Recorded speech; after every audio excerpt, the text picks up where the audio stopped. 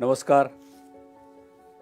येणाऱ्या दिवाळीच्या निमित्तानं आपल्या सर्वांना मनापासून मी शुभेच्छा देतो.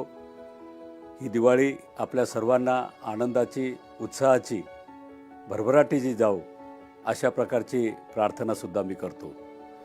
मागील मार्च महिन्यापासनं संपूर्ण जगावर, देशावर आणि आपल्या राज्यावर कोरोनाचं एक महामारीचं संकट उभं ठाकलेलं आहे.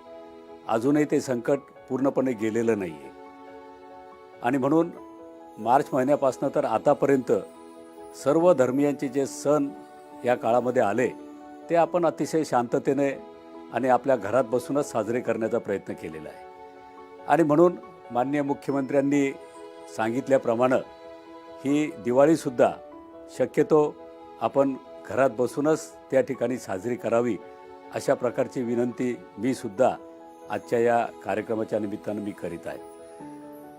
खरं म्हटलं तर दिवाळी हा सण प्रामुख्यानं दीपावली म्हणजे दिव्यांचा आणि फटाक्यांचा असतो. दिवे आपण जरूर लावावेत, परंतु फटाके मात्र उडवत असताना शक्यतो ते उडवूच नाहीत अशी माझी अपेक्षा आहे.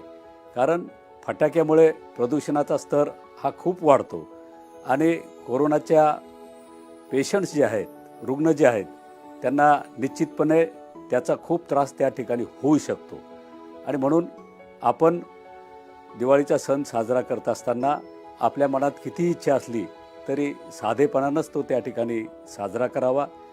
आणि पुढे येणाऱ्या काही दिवसामध्ये कोरोनाचं संकट खरं म्हटलं तर अजूनही त्याच्यावर लस निघालेली नाही, औषध निघालेलं नाही. त्यामुळे कोरोनापासून आपण संपूर्णपणे अजूनही त्या ठिकाणी मुक्ती आपल्याला मिळालेली नाही आहे.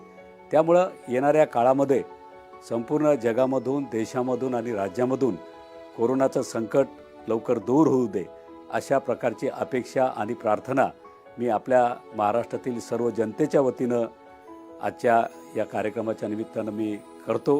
आपल्या सर्वांना दिवाळीच्या खूप खूप शुभेच्छा देत असताना अन्न व औषध प्रशासन विभागाच्या माध्यमातून आता दिवाळीमध्ये मिठाई असतील, गोडधोड पदार्थ असतील जे बाहेर विकल्या जातात, प्रामुख्याने खवा असेल, मावा असेल, मिठाई असेल. अलीकडच्या काळामध्ये मिठाईवर आपण निर्माण करण्याची तारीख आणि एक्सपायरी डेट या दोन्ही तारखा लावण्याचं बंधनकारक केलेलं आहे. माझ्या खात्याचे संपूर्ण अधिकारी आपल्या महाराष्ट्रामध्ये या संपूर्ण बाबीवर अतिशय बारकाईने लक्ष ठेवत आहे. राज्यातील जनतेला सकस आणि चांगल्या पद्धतीचे अन्न, विशेषतः या दिवाळीच्या काळात मिठाई मिळाली पाहिजे याकडे आमचं पूर्णपणे लक्ष त्या ठिकाणी आहे.